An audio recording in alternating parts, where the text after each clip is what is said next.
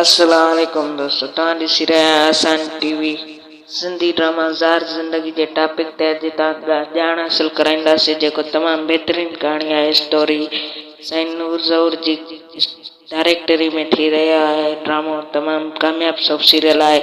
जीअं त असां तव्हांखे ॿुधाईंदासीं त रईस गफ़ार ख़ान जी कहाणी अॼु ज़ार ज़िंदगी में, जंहिंजो गफ़ार ख़ान जो कैरेक्टर आहे।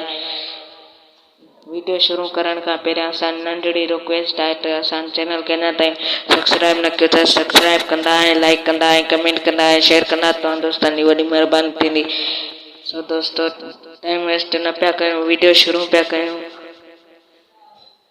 रईस गफ़ार ख़ान तव्हांखे तमामु जल्द ॾिसण वटां मिलंदो त रईस गफ़ार ख़ान खे क़तल कयो वेंदो। इन ड्रामे में तमामु साज़िश थी रही आहिनि।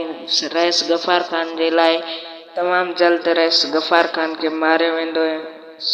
सिंधी ड्रामा सब सीरियल ज़ार ज़िंदगी में तमामु बहितरीनु स्टोरी आहे। जॾहिं त किस्तूं 900,000 एपिसोड ताईं हलंदियूं, पर रईस गफ़ार ख़ान ते 50, 80, 70 किस्त में मारियो वेंदो। तमामु जल्द तव्हांखे ॾिसण वटां मिलंदो त रईस गफ़ार ख़ान खे क़तल कयो वेंदो। ऐं तमामु बहितरीनु कास्ट आहे, तमामु बहितरीनु ड्रामो आहे। आज़म मेंगल आहे, रईस गफ़ार ख़ान आहे, अहमद अली कलवड़ आहे। तमामु बहितरीनु अदाकारनि में पिणु कमु करे रहिया आहिनि।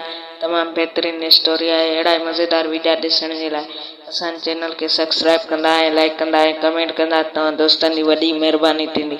सो दोस्तो, अल्लाह हाफ़िज़। नेक्स्ट वीडियो में